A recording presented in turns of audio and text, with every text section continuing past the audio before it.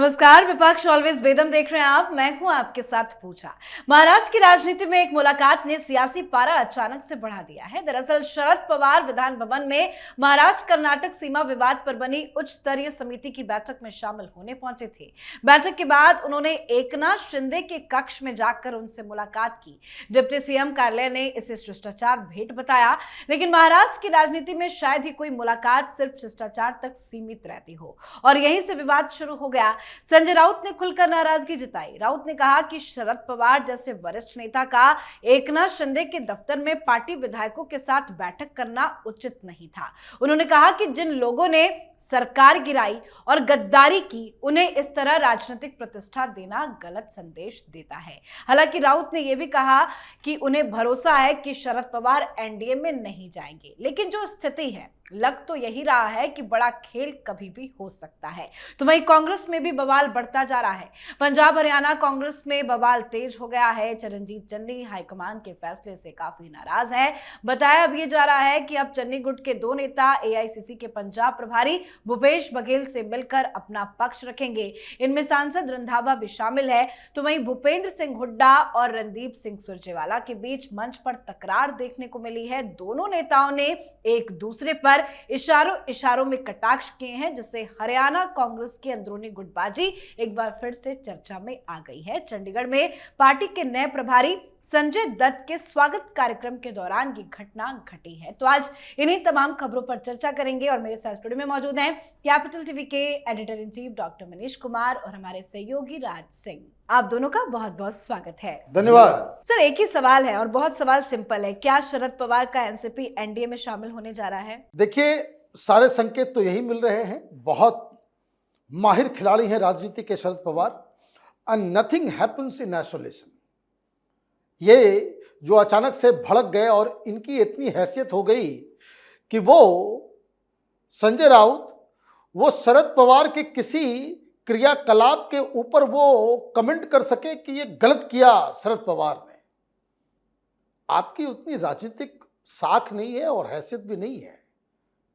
शरद पवार किससे मिलेंगे नहीं मिलेंगे, वो ये संजय राउत जैसे लोगों को उसके ऊपर ध्यान देने की आवश्यकता नहीं है। लेकिन फिर भी कमेंट किया गया। कमेंट इसलिए किया गया क्योंकि हकीकत सबको मालूम है।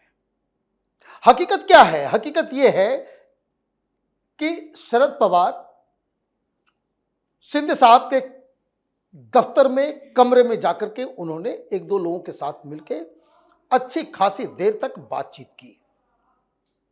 बातचीत हुई। शरद पवार को यह मालूम है, वो कच्चे खिलाड़ी नहीं है, कि आप अगर शिंदे के साथ उनके दफ्तर में जाकर के आप मीटिंग करेंगे तो इसका क्या मतलब है, ये किसी को बताने की आवश्यकता नहीं है। और तब जब एक दिन पहले विनोद तावड़े जो बीजेपी के बड़े लीडर हैं, उनके साथ जयंत पाटिल के एक होटल के अंदर लंबी चर्चा हुई। बताया तो यही जा रहा है कि एनसीपी के अंदर जयंत पाटिल को ये अलायंस बनाने और बातचीत करने की जिम्मेदारी शरद पवार ने दी। वो विनोद तावड़े से मिल रहे हैं, बातचीत हो गई और उसके बाद शरद पवार शिंदे साहब से जाकर के मिल रहे हैं। अब और क्या है? प्रधानमंत्री मोदी के आने का इंतजार है। मिशन 360 याद है ना सबको, कि उसको लेकर के आना है, ज्यादा से ज्यादा संख्या बढ़ाना है और नए नए लोग जो जुड़ेंगे। और ये सबसे बड़ी चीज कि ये जो बीजेपी के तरफ से कैबिनेट में बदलाव होना था, इन्हीं सब कारणों की वजह से कि शरद पवार की तरफ से ग्रीन सिग्नल मिल गया है।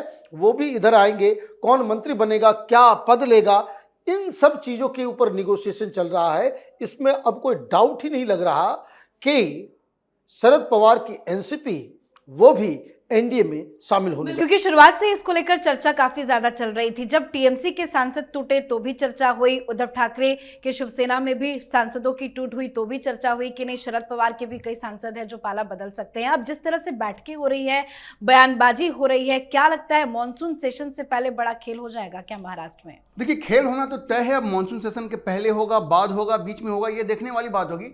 शरद पवार के सामने एक बहुत बड़ी समस्या है। समस्या क्या है? वो आजकल बहुत सारी विपक्षी पार्टियों के साथ ये समस्या है। शरद पवार के सांसद टूटने के लिए बेकरार हैं। 8 में से 5 सांसद तो ऐसे भी टूटने के लिए बेकरार हैं। अब शरद पवार करे तो क्या करे? उनके ऊपर बहुत बड़ा दबाव है।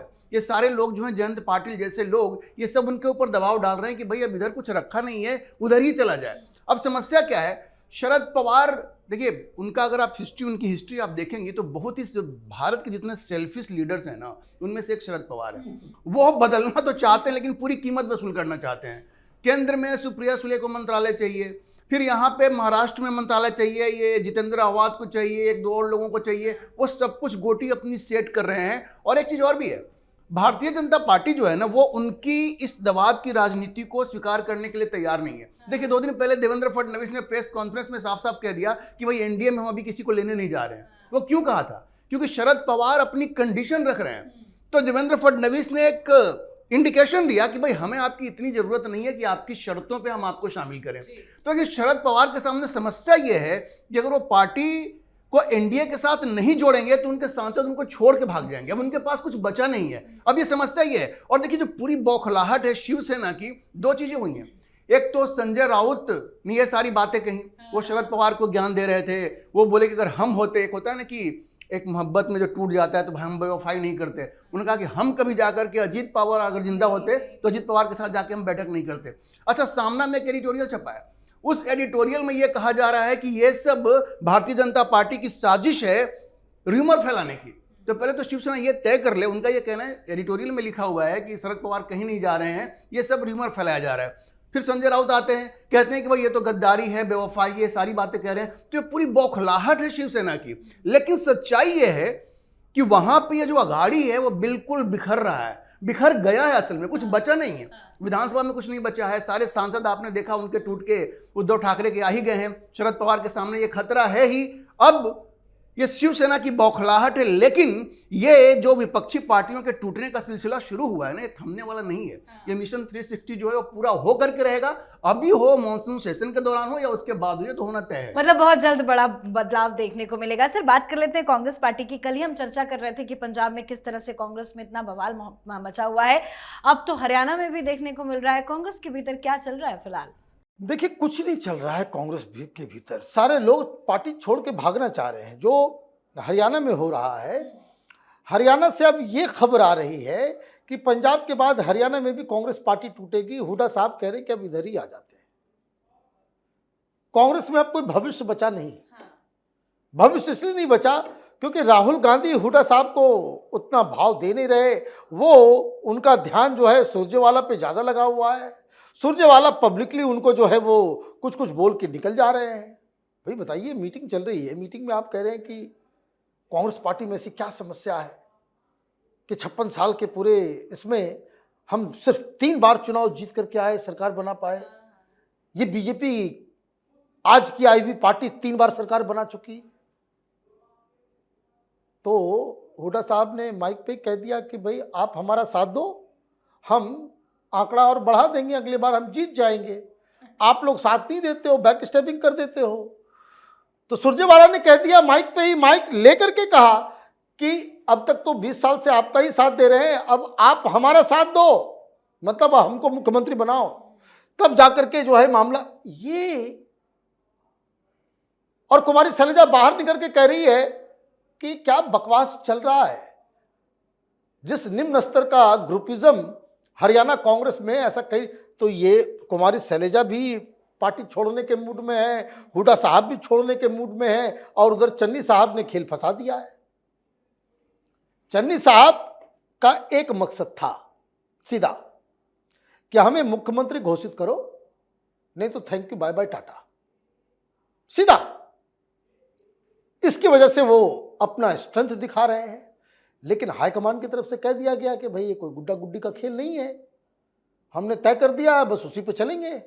राजा वडिंगी जो है अध्यक्ष रहेंगे और उनके नेतृत्व में ही चुनाव लड़ा जाएगा। This is what exactly this has been conveyed कि उनके नेतृत्व में चुनाव लड़ा जाएगा। इसका मतलब है कि आपका जो है पत्ता जो है वो साफ हो गया। इसलिए ना कोई मीटिंग में जा रहे हैं, ना कहीं जा रहे हैं। अब सवाल ये है कि ये चन्नी ग्रुप करेगा क्या।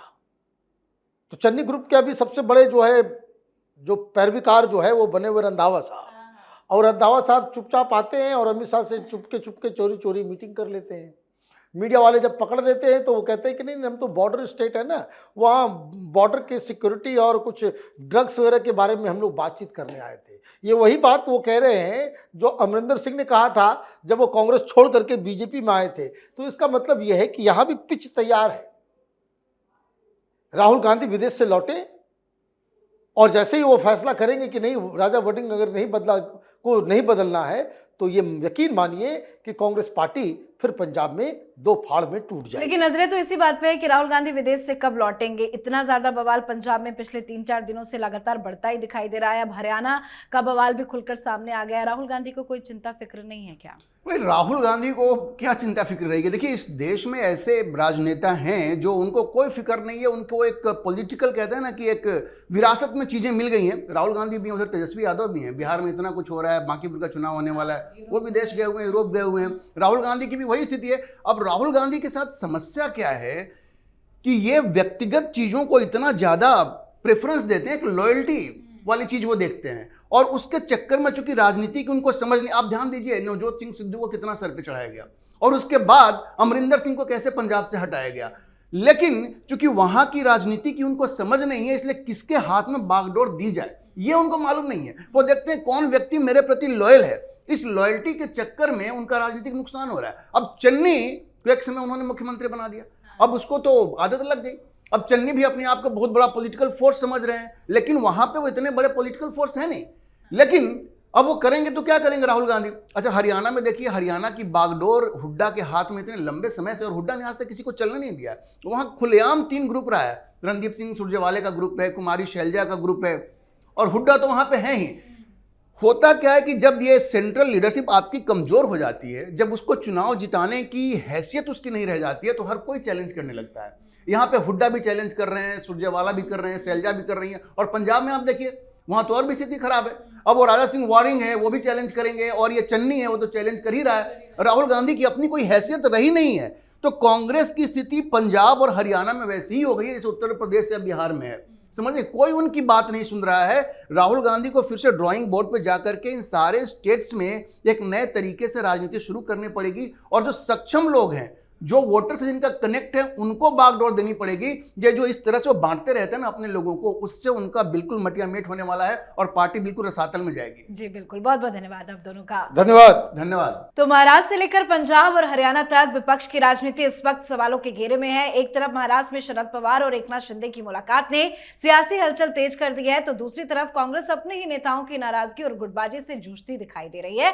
सवाल उठ रहा है कि क्या विपक्ष अपने अंदरूनी संकट में इतना उलझ चुका है कि सरकार के खिलाफ मजबूत लड़ाई लड़ने की स्थिति में ही नहीं बचा है? तो आपको क्या कुछ लगता है? आप भी अपनी राय कमेंट करके लिखिएगा। देखते रहिए कैपिटल टीवी। नमस्कार।